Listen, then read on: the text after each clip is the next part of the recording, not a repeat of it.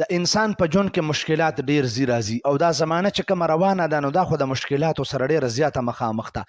زموږ د مشرانو د بزرګانو د یو عمل یو خاص ترتیب را روان دی چې په هغه ترتیب سره هر یو بنده، هر مؤمن مسلمان بنده چې دته څه قسمه مشکلات وي، داسې مشکل چې هغه حل کېدو والا نه وي، داسې مشکل چې د هغې دپاره آثار په نظر باندې نه راځي چې دا مشکل به زما سر ته ورسي، یا داسې یو دقیق یو مشکل مسئله را پیښه شوې ده چې بغیر د الله پاک د مدد او د نصرت نه د هغې حل کېدل ناممکن وي. زموږ مشرانو د هغې دپاره یو ډېره مجربه وظیفه ښودلې ده او هغه دا ده چې انسان به 2 رکعته صلات حاجت په نوم باندې نیت وتړي. نیت مې وکړه د زړه د خلاصه 2 رکعته صلات حاجت مونځ کوم.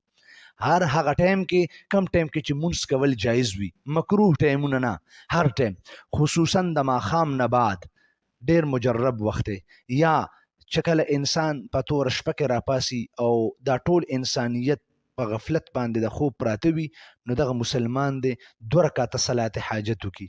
په دې طریقې سره چې کله سبحانك اللهم نه بعد الحمد شریف وي، الحمد نه بعد چې دې صورت وي، نو صورت کې به قل یا ایها الکافرون 2 ځله وي، 2 ځله قل یا ایها الکافرون په ړومبي رکعت کې.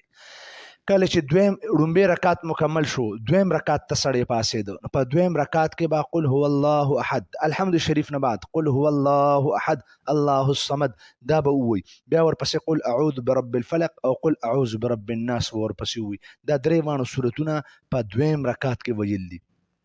دویم رکعت چې کله وشو، سلام ووړېدو، نو 3 ځله به درود شریف ووایي او د درود شریف نه بعد به بیا ووایي یا بدیع العجائب بالخیر یا بدیع، یا بدیع العجائب بالخیر یا بدیع، یا بدیع العجائب بالخیر یا بدیع. دا به 21 پیرې دا وظیفه ووایي. پس د دې نه بعد به بیا 3 پیرې درود شریف ووایي او د درود شریف نه بعد به بیا دعا وکړي. اخلاص سره دعا کول دي. زموږ د خلقو دا عادت دی چې موږ دعا کوو، د خدای تعالی نه دعا غواړو نه. کله چې تا د خپل ځان دپاره دعا وغوښتله، الله پاک به قبلي.